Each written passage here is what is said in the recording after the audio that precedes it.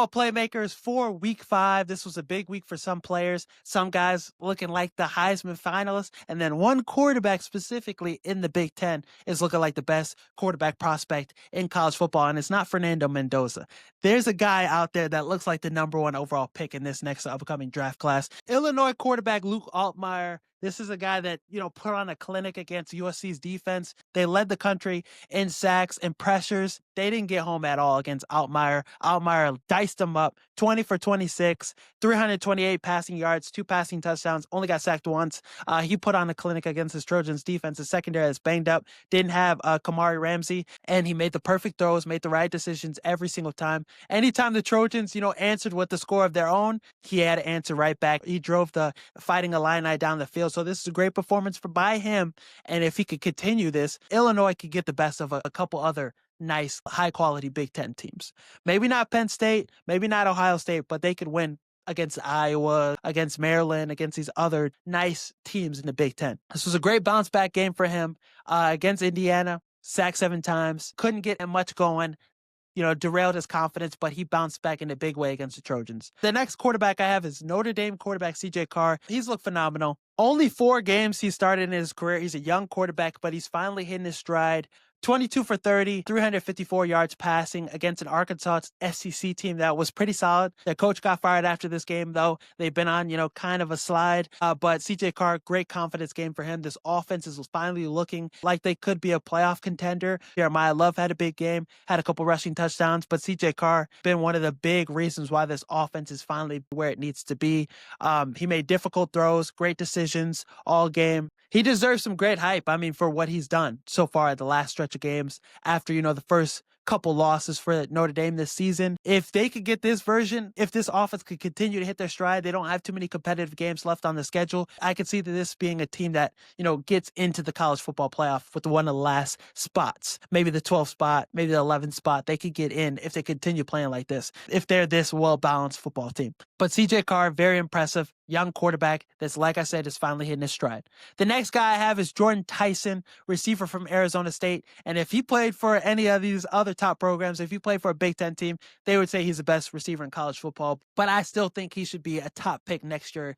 He killed TCU all game long. He's somebody that has some really good size to him, 6'1", has that run away from defensive back speed.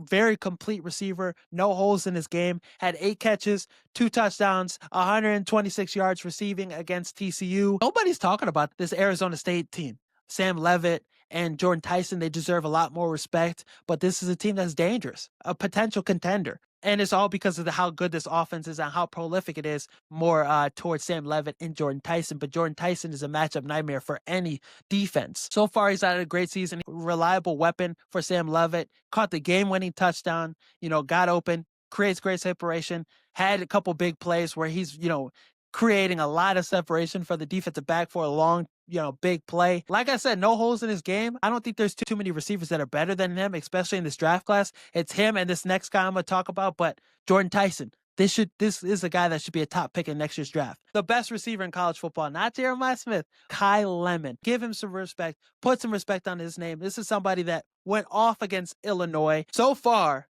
Makai Lemon, 769 all-purpose yards, first in FBS, 589 yards receiving, first in FBS, 92.3 PFF grade overall, and 5 receiving touchdowns so far in the season. He's been dominant. He's been the best player on the field in every game this season so far that USC has had. His yak ability is crazy. He's always open. He could play inside. He could play outside. This is a game changer. I've seen some St. Brown comparisons. I could see that. This is somebody that could go to the NFL and be a 1,000-yard receiver in his rookie season, I believe. He's just that fucking good.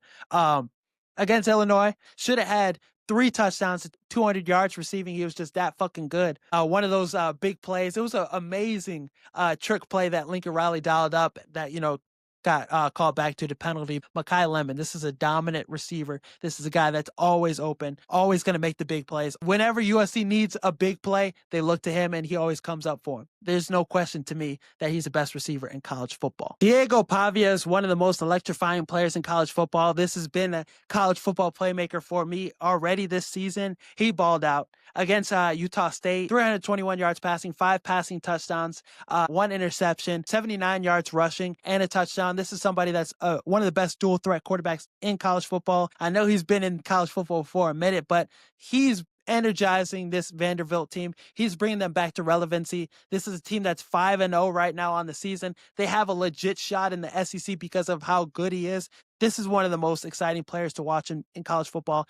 You are glued to your seat. He's must-see TV, and he could do it as a passer. He could do it as a runner. He'll keep defensive coordinators up all night. And with this Utah State performance, his Heisman, resume is building slowly and slowly. I think this week against Alabama, this is a good opportunity for him to go crazy. And he beat Alabama last season. Alabama struggled against dual threat quarterbacks. So I think I would take Vanderbilt in a potential upset. Diego Pavia, though, is somebody that I think could, with Alabama, how they're playing, Ty Simpson has been great. I think Vanderbilt has a great shot to upset him, and Diego Pavia could potentially do it again. He has that swagger. He has that energy. The next quarterback I have, the last guy I have for college football playmakers this week, Dante Moore Jr. He went to Penn State, took it to them, beat them on a whiteout, one of the most hostile environments you could play in college football. This is his 10th career start, and he went out there and balled out.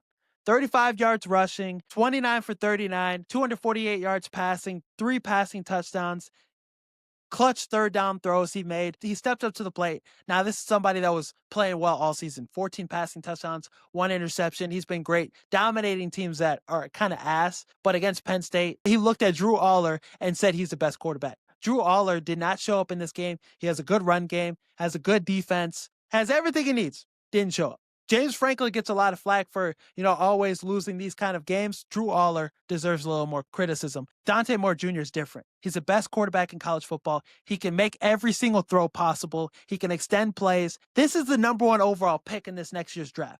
If he continues to play like this. And Oregon, how they're looking, they could beat anybody in college football. They could look Ohio State in the face and take it to them. This team's better than they were last year. And with Dante Moore Jr. at quarterback, a guy that, gives you all the confidence in the world, best pure passer in college football, they have a shot. They could be the college football champion this season. And this is Dan Lanning's best opportunity to win a championship at Oregon.